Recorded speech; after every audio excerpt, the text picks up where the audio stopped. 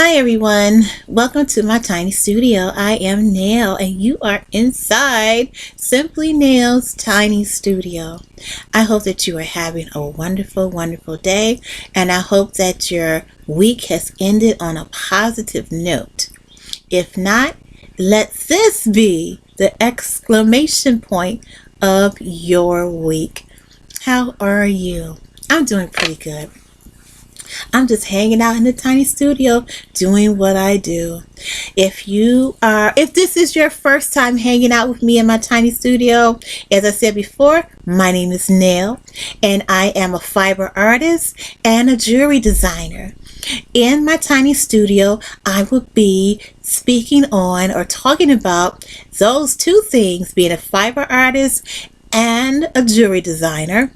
Not only that, I will be discussing my love of vintage coach. As you see hanging around up behind me, that is Miss Crescent number 1, that is Miss Crescent number 2, that is Miss Court, and that is Miss Penny. I just love a good Coach vintage bag. I also have some vintage Prada bags that are hanging out here too, and I'm going to do a video about these two bags very soon, so that they can get their shine on like the crescents up there. But today is a crochet and chat type of day. What am I going to be doing in the tiny studio? Well, I'm going to show you the progress on 2 of the afghans that I was working on. I'm also going to start making my dish towels for the kitchen. I think I showed you in a previous video my second Michael's yarn, Michael's haul. You know, Michael's is having a 30% off all yarn sale, and I have been there twice. The first time in the actual brick and mortar store, the second time online, and I purchased this time some Premier home yarns, and let me find them for you. I think that today I'm going to begin to crochet the dish towels. So here they are. This is the Premier Home. It's on sale right now in Michael's for, I think it's $1.34 or $1.39. This is in granite. Let me make sure. This is in granite stripe. It looks like it is a one of those yarns that, eventually, gradually changes colors. And it looks like there are 3 different types of gray in here. There's a dark gray, a medium gray, and a light gray. So it says this is a granite stripe, and so we're going to see how it works up. As a matter of fact, this yarn says that it is 85% recycled cotton. So I'm going to check it out today and see how it works up. But basically, on today's Crochet and Chat, I'm going to be working on one of the afghans that I began, and here it is.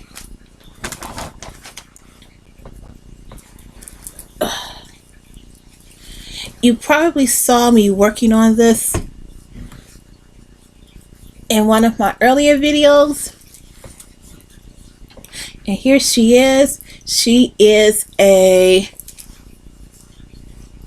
Freeform Crochet afghan.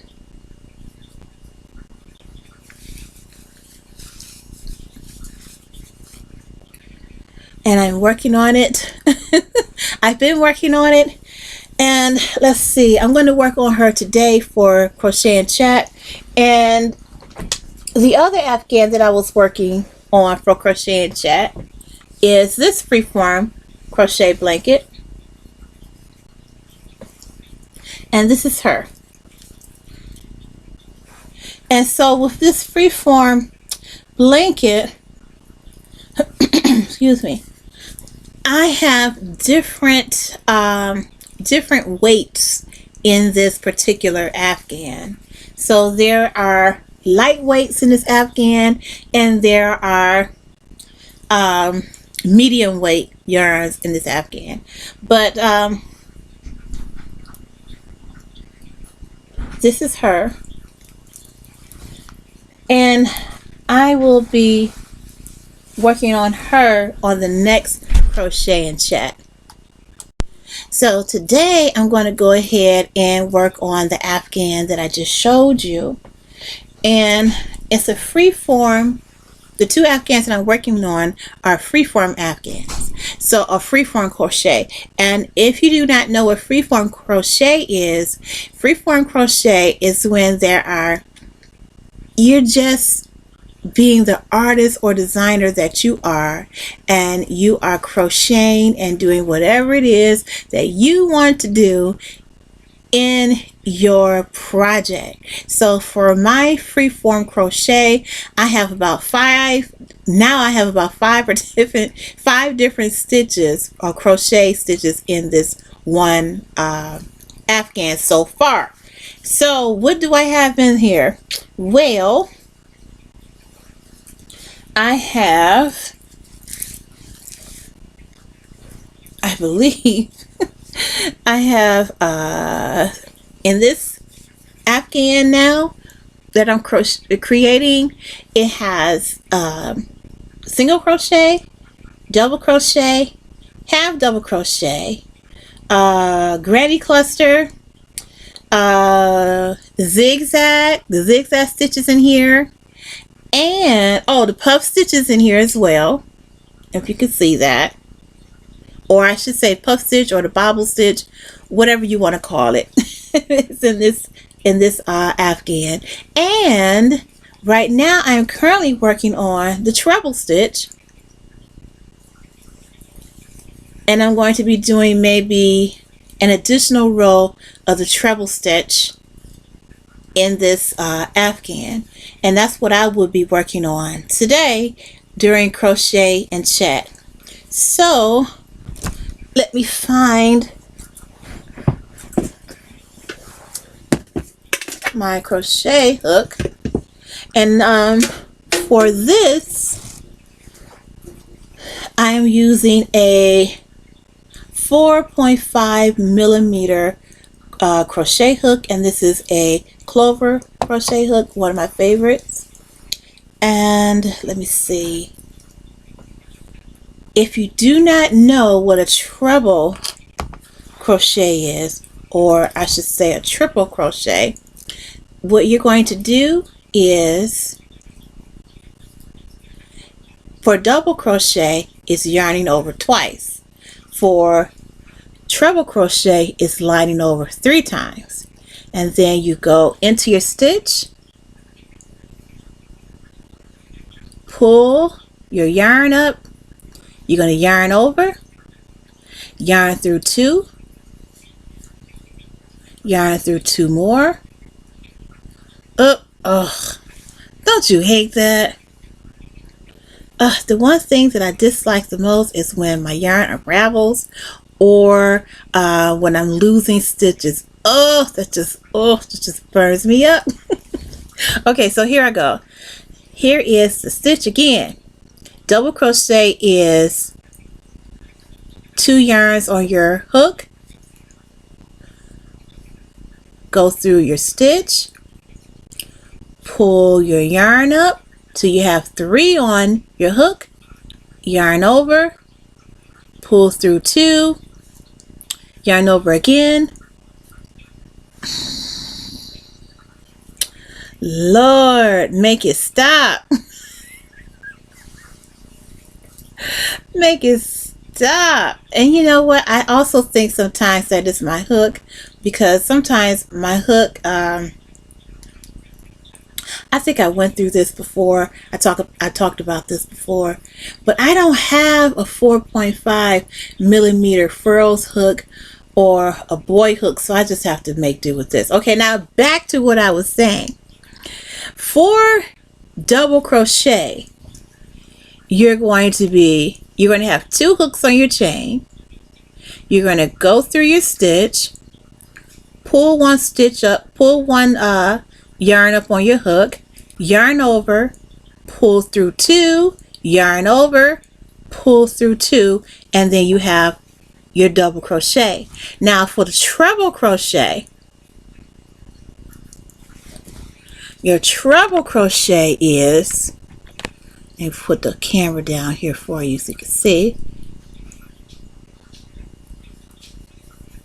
You're going to yarn over once, yarn over again, so you're going to have 3 loops on your hook. Then you're going to go through your stitch, you're going to grab some yarn, pull it through the stitch, and then you're going to have 4 loops on your hook. Next thing you know, you're going to yarn over, and then you're going to have 5 loops on your hook. You're going to yarn and Jesus, why me? Why today? Again, you're going to pull through 2, yarn over, pull through 2 again, yarn over, pull through 2, and that is the treble stitch. Let me do it for you one more time. All right, we're gonna we're gonna put 3 loops on the hook. So you already have 1 loop, yarn over once, yarn over twice. That's your treble stitch. That's a treble crochet. And we're gonna take our hook, put it through the stitch, grab some yarn till we have 4 loops on the hook. Then we're gonna yarn over, and now we have 5 loops on the hook. Now we're going to pull through 2. Yes, yarn over again, pull through 2, yarn over one more time, pull through again. And that is your treble stitch. I'm trying to tell you, crazy stuff be going on in the tiny studio. Sometimes I get so frustrated, it's ridiculous. And and that is the frustration and irritation.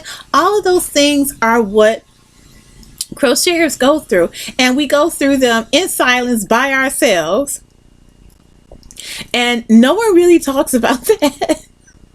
No one really talks about the frustration of when you're doing stitches, especially when you have more than 1 or 2 loops on your hook. The frustration that you go through with trying to, do the thing when you're trying to pull through all your stitches. And I like to make puff stitches or bobble stitches. I like to do the zigzag stitch, and that means there's going to be more than 3 loops on my hook. And I tell you, it can be very frustrating. But anyhow, I was going to make another row of treble crochets, but after that experience, after this row, I'm done. I'm on to another stitch. And what the beauty of Freeform Crochet is, you're just basically whatever feels good to you, whatever you want to do, whatever the artistry or the artist in you have in mind for the project is what goes. And that's the beauty of Freeform Crochet. I was doing a little research on Freeform Crochet the other day so I could be able to talk to you about it a little bit. And there are patterns for Freeform Crochet, and I was just thinking, if there's a pattern, then is it really Freeform Crochet? Because freeform crochet is just something that you just do. It's something that comes to you while you're designing your work, and you just begin to implement it in your whip as you go along. But there are patterns for Freeform Crochet. So if you want to try it out and see if you like it, then you can Google it, and there are, or better yet, go over to Ravelry.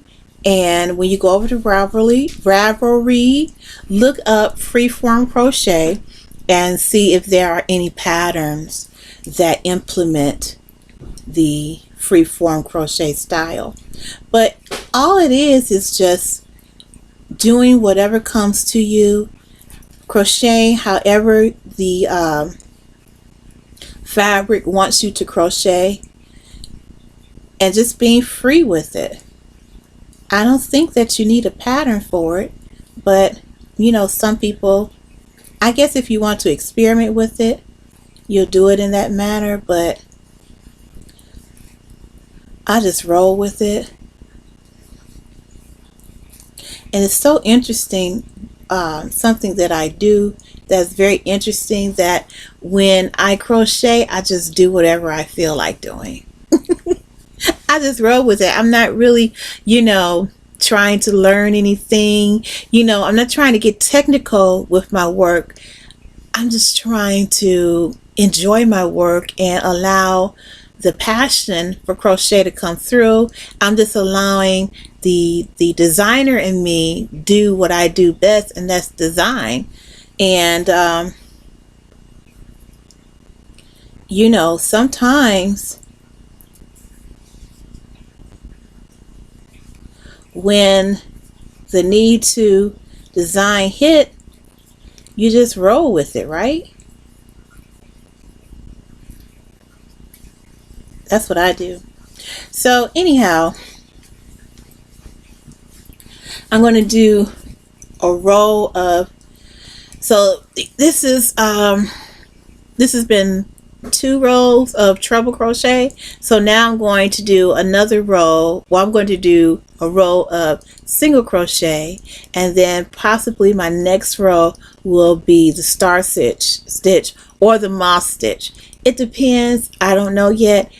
It's whatever I feel because that is what Freeform Crochet is really all about. It's just doing you and allowing the fabric to guide you, and allowing the fabric to guide you, allowing your artistry to come through.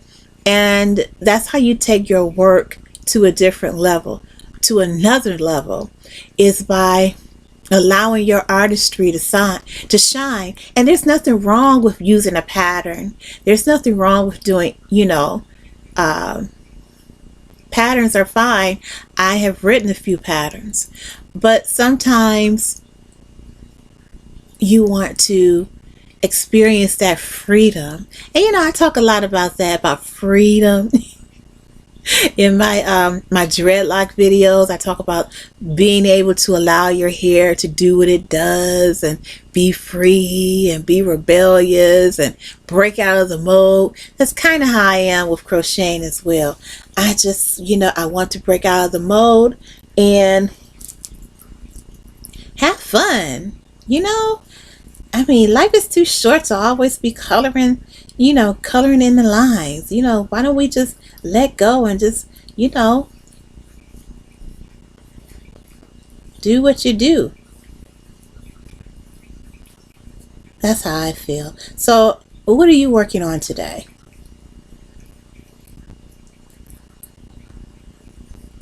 You have an Afghan project that you're working on, or maybe some baby clothes, baby blanket, a shawl for the fall. I mean, not for the fall, a shawl for the spring, granny squares. What are you doing exactly? So tomorrow I will be doing a review of Love and Marriage Huntsville, and I'm going to try to have that review up by 11 p.m. Eastern Standard Time. So I hope that you can get away and hang out with me on Saturday And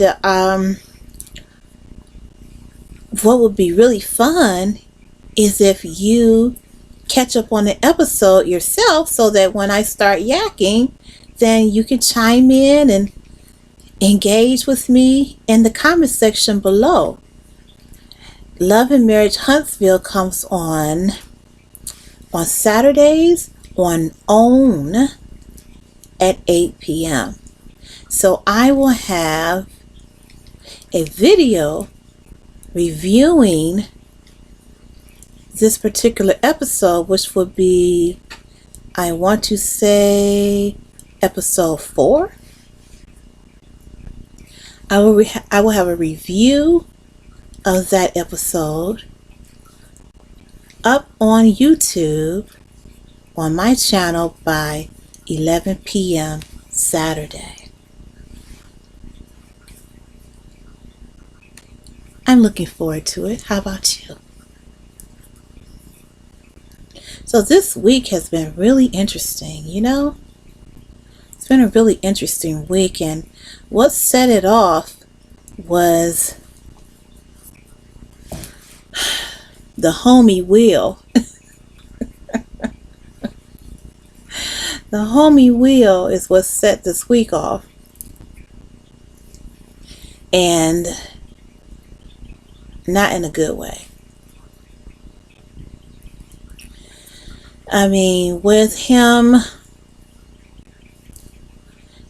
you know, running up on Chris Rock like that, it's just, you know, we've been talking about it all week, and it's the story that just keeps on giving, isn't it? And each day, new things turn up or comes out in the press about the incident. You know, yesterday, day 4 of this discussion, we see a picture of Jada laughing after Will decks Chris Rock. So the discussion is, I guess she wasn't in that much pain. I guess she really wasn't as frustrated and upset as we all thought. Then, you know, this discussion begins with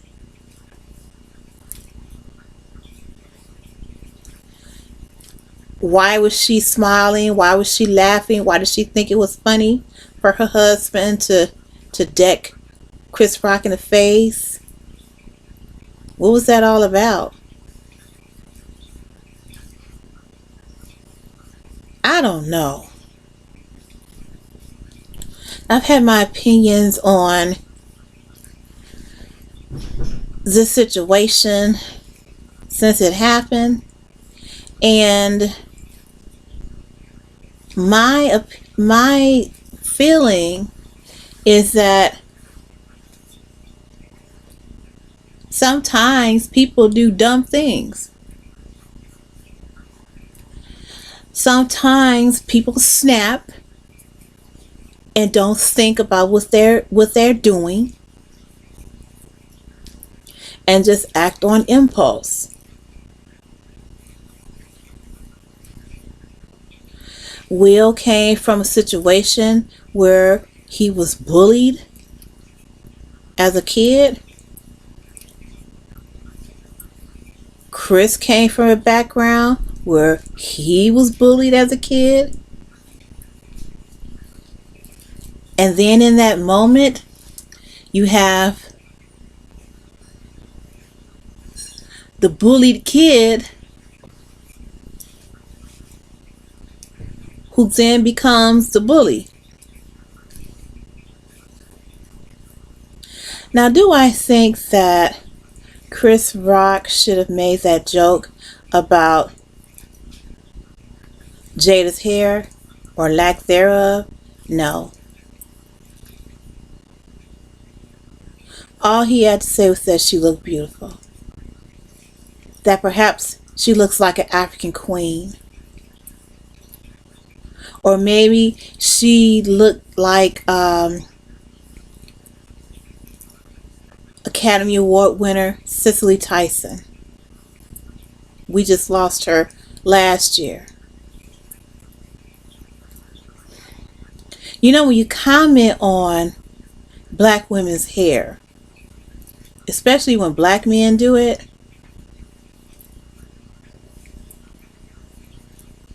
it's a real irritant. And it's frustrating. Because if anybody knows intimately how we women, black women, feel about our hair, it's our black men. I don't know if Chris Rock was aware of Jada's struggles with alopecia. I don't know. We can only assume. Nobody is talking. We really don't know. Why did Will choose that moment in time to actually leave his seat and strike Chris Rock? We don't know. I mean, to be honest with you, I understand that, you know, you hear a joke, you laugh, and unfortunately the joke was at the expense of his wife, and so he looked over at her and he saw her grimace. So maybe in that moment he said, you know, this is too much. I'm sick of this mess. I'm sick of y'all dogging my wife out, and let me stop this here and now. And so he ran up on Chris Rock. I don't know what Will was thinking in that moment. All I know was that it was wrong.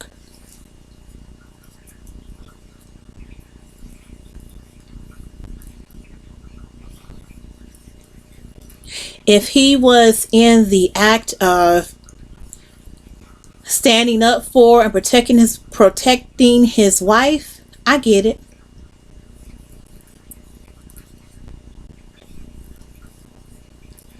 I get it. I understand it. I've been there.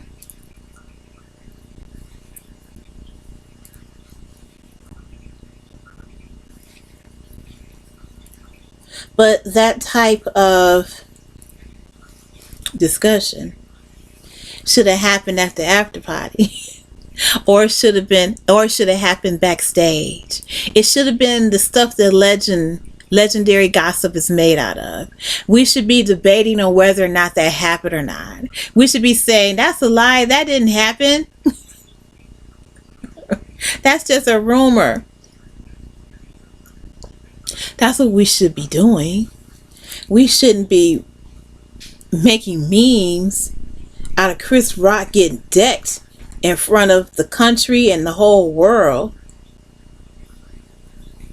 And trust me, I get it. I understand the discussion on protecting black women at all costs. I do understand that. Because black women deserve to be protected at all costs.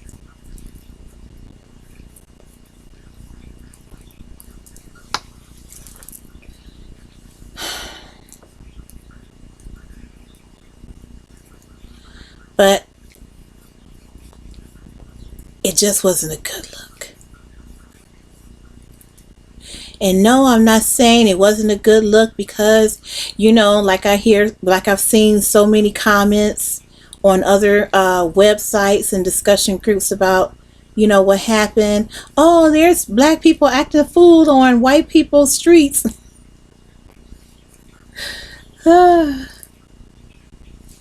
Listen, white people act a fool on their streets all the time.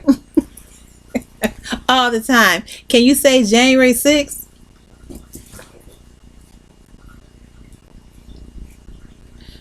Let me tell you, this country was founded on white people acting a fool now.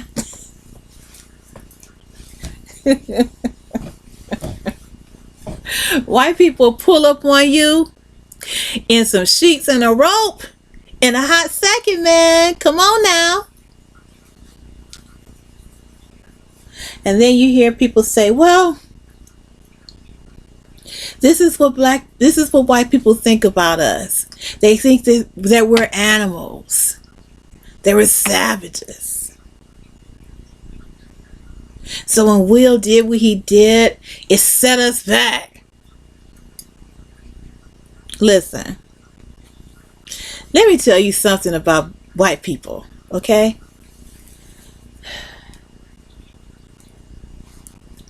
White people know good god darn well that black people are not savages. They know we're not savages. They know that, okay? They know our history better than we do. They know that we're very and highly intelligent.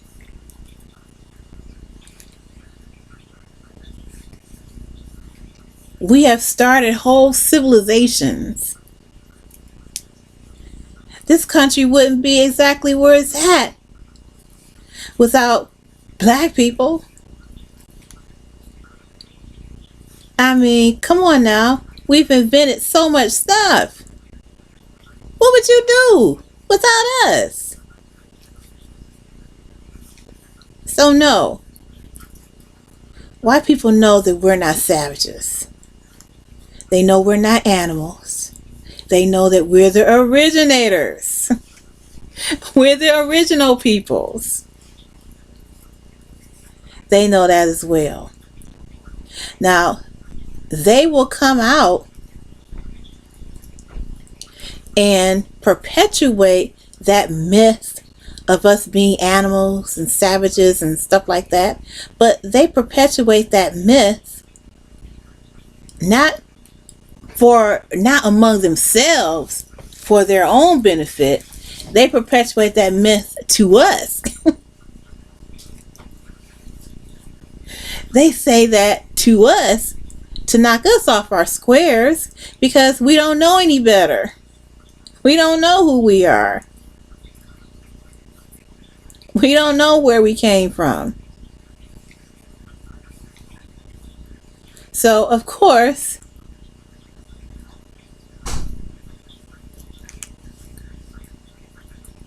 they feed us information called education about the motherland that is false, you know.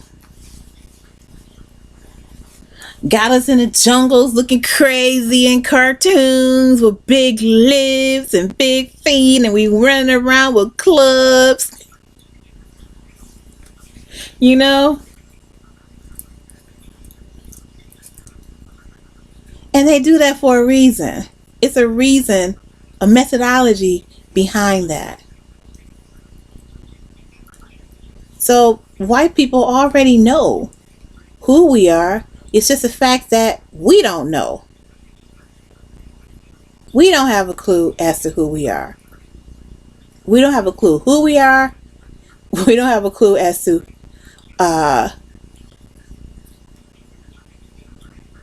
why we're here. None of that. We just don't know.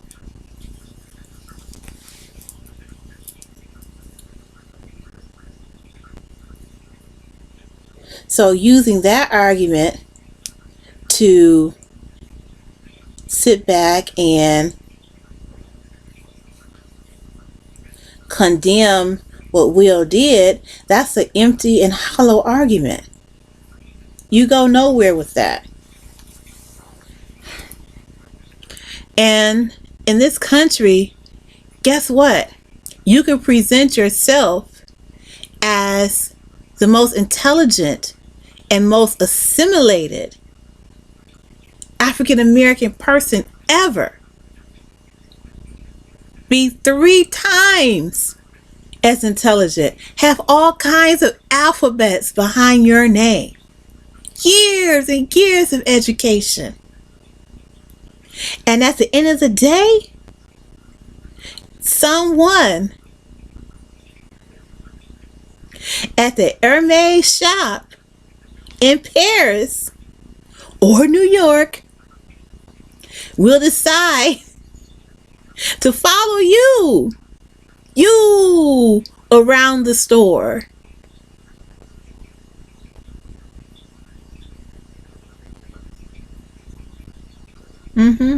Or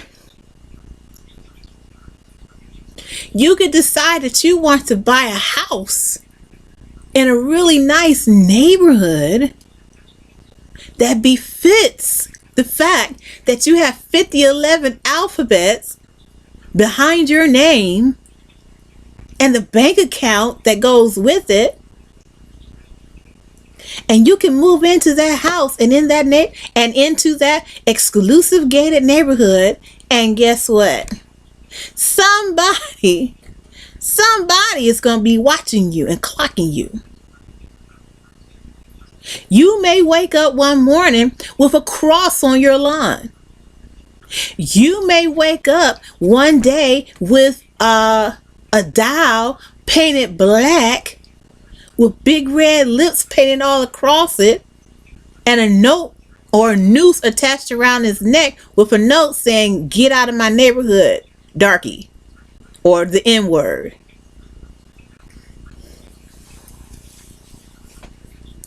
So presenting the image of a good Negro is still not going to rid this country of white supremacy and racist rhetoric and thought. It just isn't. So to say, "Oh wow, Will Smith set us back," no. That argument goes, it doesn't hold any weight. Let's just say that what Will did, he did to himself, and he brought shame upon himself and his family. Because I'm sure his kids are now walking around saying, "Yay, Dad decked Chris Rock. What a great thing."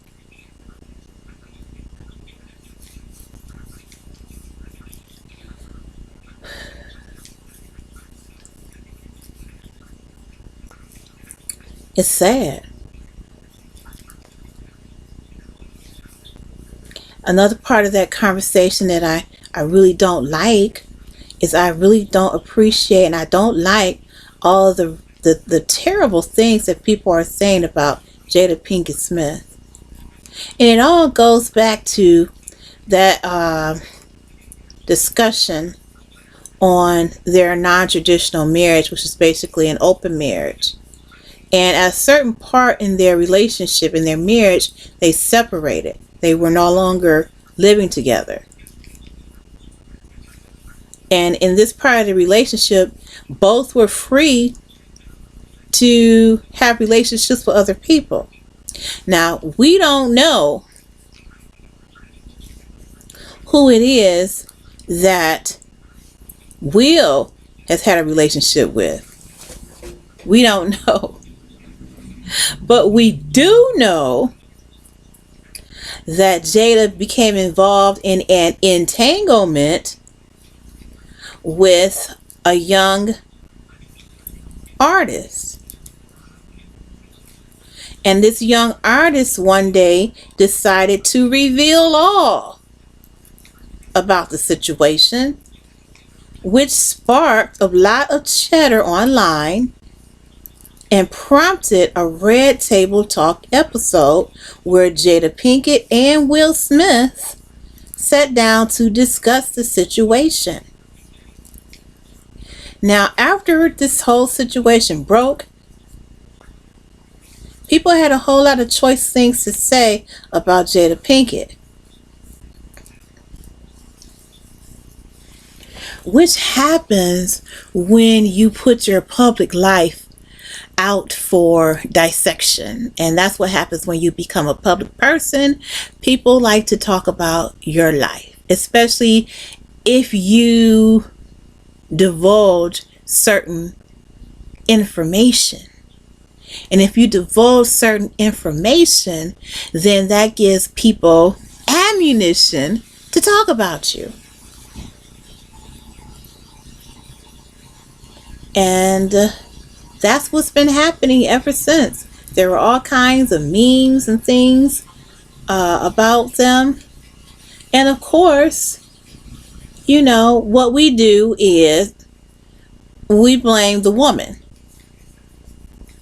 We don't sit back and we don't say, you know, we blame black women is what we do. We say because of their transparency, Jada made Will look dumb or like a punk, when we don't know the other side of that story. We don't know who Will's significant other was, do we? Or others were, do we? No, we don't know. Now we know there had to be some, but we just don't know who they were. But we know this guy. We know who Jada's person was. And unfortunately, all that love that this young man said he has for Jada, you would think he would have kept his mouth shut.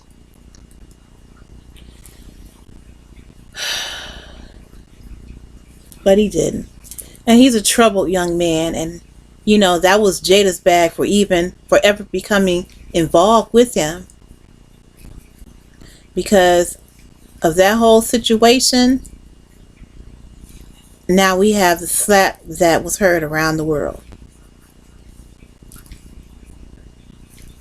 Yes. All these things are connected.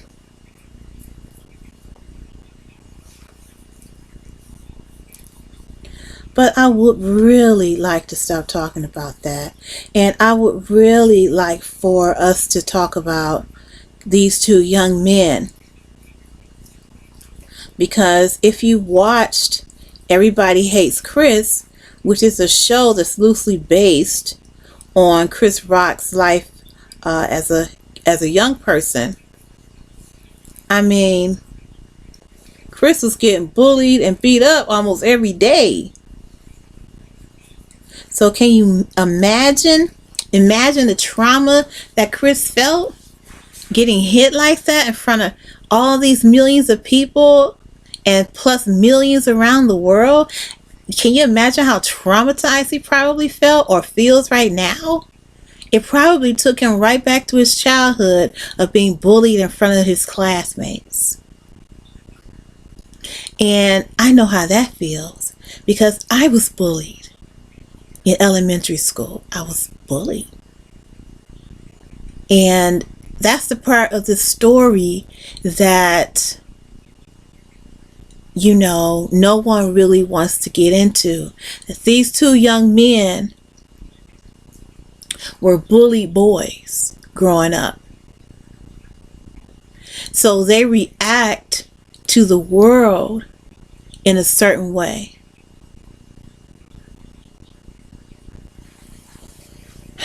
They react under pressure a certain way. But it's really unfortunate and sad that all this went down the way that it did. And I believe the Academy is going to take action. And I believe that action is going to be, they're going to, you know, expel Will from the Academy. And they'll probably expel him for the next 5 years. That doesn't mean he can't make movies or anything. It just means that he's not in the Academy, which is a club. He may not be able to attend awards functions for the next 5 years or so. Whatever happens, he's going to be censured. And this is like the first time that something of this nature has happened. So this is fresh territory. So I wonder if it's going to be called the Will Smith rule. I don't know. I just know that I'm tired of talking about it.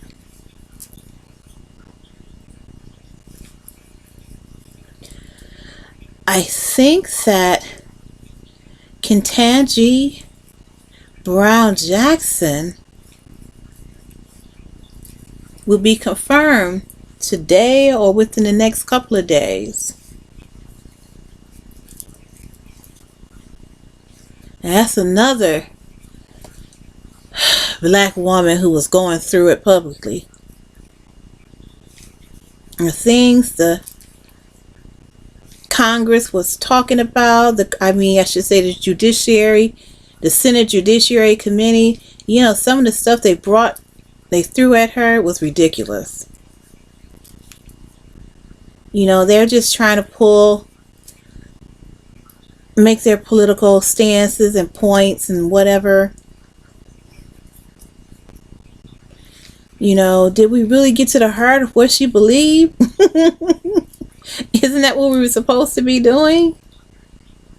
Just trying to figure out why she could be a good fit for the Supreme Court.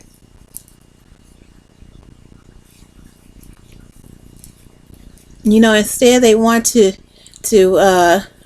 select political hot points and political hot topics to get across their own agenda.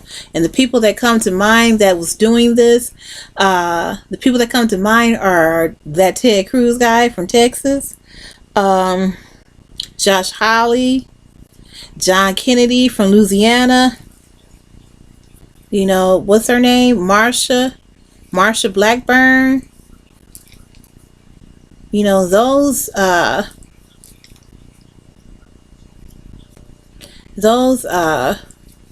committee members, they just, you know, in my opinion, you don't have to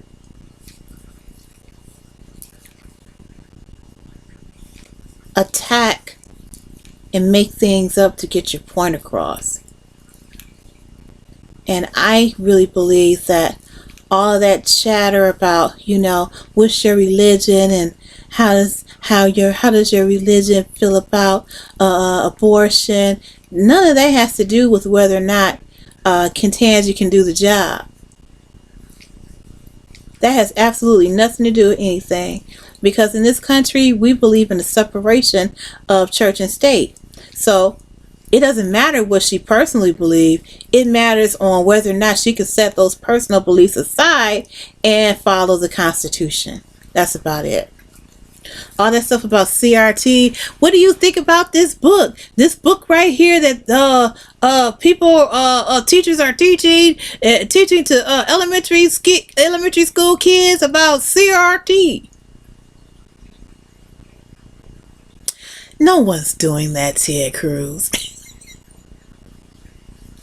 There is not one district in this country, school district, public school district, elementary school district. How about kindergarten to 12th grade? There's not one curriculum in public education that teaches critical race theory. So why are we bringing it up? Why? And that's one of the things I also do not understand. Why is this topic of conversation? Why does here in Florida, why do we now have a don't say gay bill? Or why do we have a law that says, oh, hey, you know, you can't teach kids from preschool to the 3rd grade. We can't talk to them about homosexuality and transgenderism. You know, you are not allowed to put that into your curriculum. You're not allowed to speak about it in class. I don't know any teachers is walking around in kindergarten talking about, did you read The Advocate? Let's go and let me read The Advocate to you for nap time. I don't know any school. I don't know any teacher, any elementary school teacher that's walking around teaching young kids, teaching first graders and second graders and third graders what the rainbow flag means to the LGBTQI community. I don't know anybody that's doing that. I don't know any kindergarten teacher that's reading books about, about being gay. I just don't. I mean, if you do, drop down in the comments and let me know, because I have never heard of it. And I doubt that that has ever happened. Teachers have too many other things on their plate that they have to do and have to accomplish for the school year. They don't have time to be doing all this extracurricular stuff. And the way Ron DeSantis is doing things down here in Florida, he's making laws just to be making laws. Yeah, he's signing bills just to be signing them into law, just to be doing it, because none of that BS is happening. None of that BS is happening. You can't prove it. You can't prove that it's happening. But this guy, he's trying to win, a second term. This guy, he's trying to set things up so that he can run for president. So he's trying to get his resume together and he's trying to build it. And he has all of these nonsense laws on the books that mean absolutely nothing. But he has it on the books so that he can talk to or court a certain segment of his base, which is the Donald Trump base. Because I'm going to tell you, and I will say it again, only the Donald Trump base has warped ideas on what the Constitution means, on what it says, because they don't know.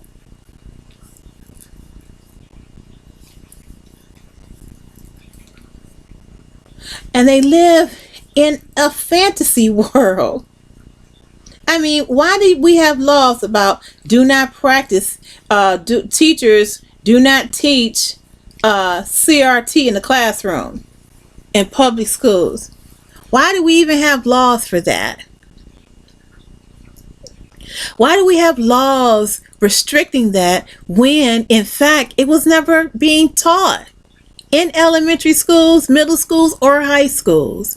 As a matter of fact, critical race theory is only taught, it's only one class, and it's taught in law school. So by the time your child runs into a class, or may not run into this class, they will be what? 24, 25 years old, and they will be in law school. Okay?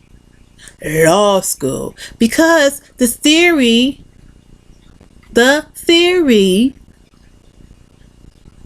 breaks down how the laws in this country were created to systemically discriminate against and oppress a certain group of people. So why would elementary students need to be aware of this? Even if they say, when I grow up, I want to be a lawyer. Even if that is true, there's no need to teach any of that.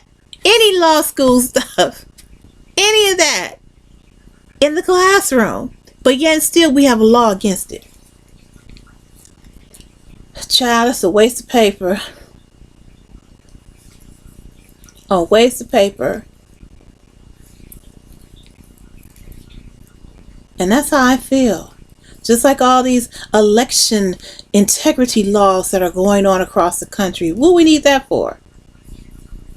Well, we had the safest election with the largest turnout in the history of the United States, but yet still we need election integrity laws.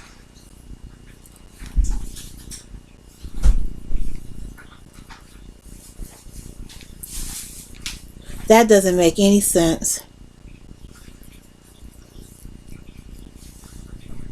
You would think someone would come up with a law based on, you know, what's going on. I mean, like Schoolhouse Rock.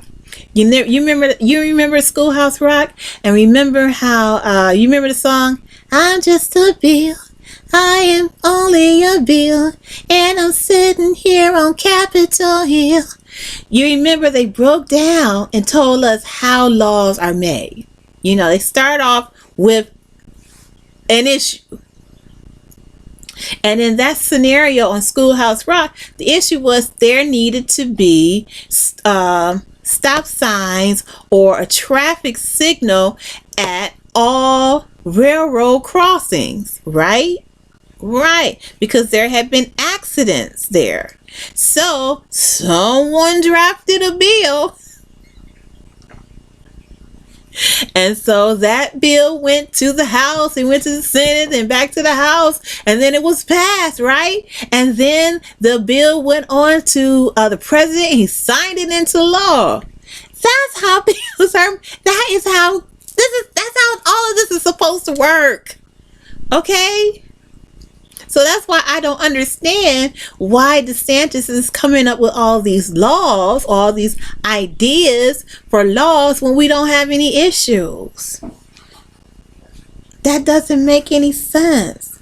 But then again, if you're trying to pander to your base and prepare yourself for election time, then you're going to do whatever you can do to make that happen.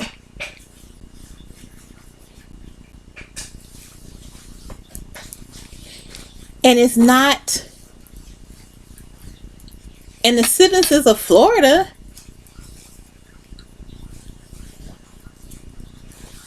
we're not sitting around saying, wow, you know, little Johnny came home from school and, you know, I saw their homework and they had to break down and define what LGBTQI means. And what does the Q part of LGBTQI means? And they had to write a paragraph about it. There's nobody doing that. There's no teaching of this in the schools. But what this law does do is it makes it difficult for young people who are gay to be able to talk to their teachers about what's going on. It does make it difficult and almost illegal for young people to seek out their counselors in school to talk to them about issues that they may have in addressing their sexuality that they can't necessarily talk to their parents about. And see, when you restrict children in that manner, you make it even more difficult for them to deal with who they are. You make it difficult for them to be free in their expression. You make it even more difficult for them to accept who they are and to be able to acknowledge who they are and deal with it and love themselves. That's what happens when you have bills and laws like this that come into effect. Because, you know, it sounds good as rhetoric, but in actuality, when you think about who it really, really hurts and it really affects, it affects the children. Okay, so we're coming up on an hour.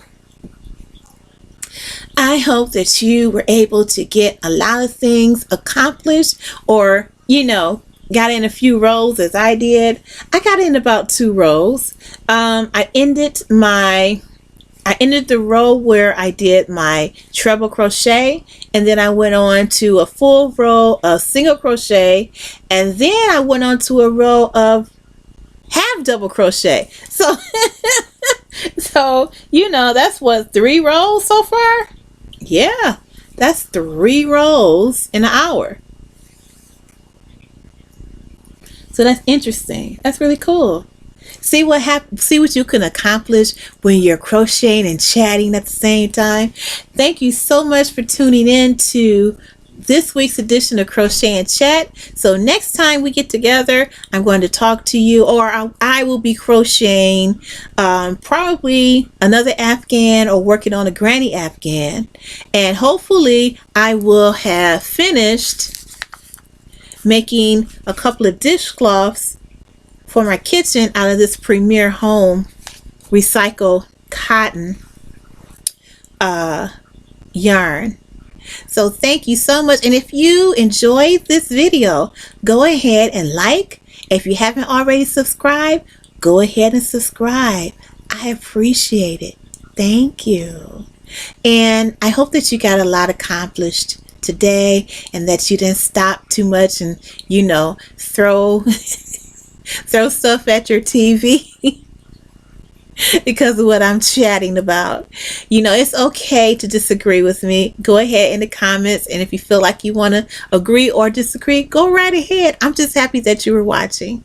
So from Nail's Studio, I thank you, I salute you, and have a wonderful, wonderful day, and happy crocheting. Bye-bye.